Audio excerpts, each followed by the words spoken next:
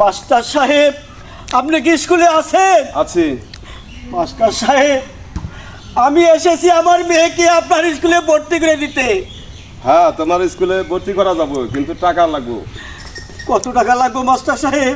মাসিক বেতন হলো 200 টাকা, আর বছর হলো 5000 টাকা, এই 5200 টাকা লাগবে।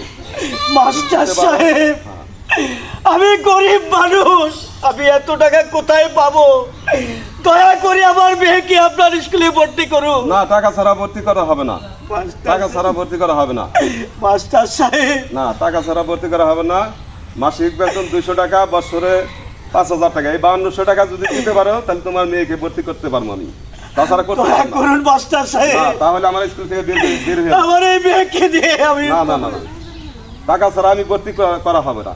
টাকা ছাড়া ভর্তি করবই না আমি।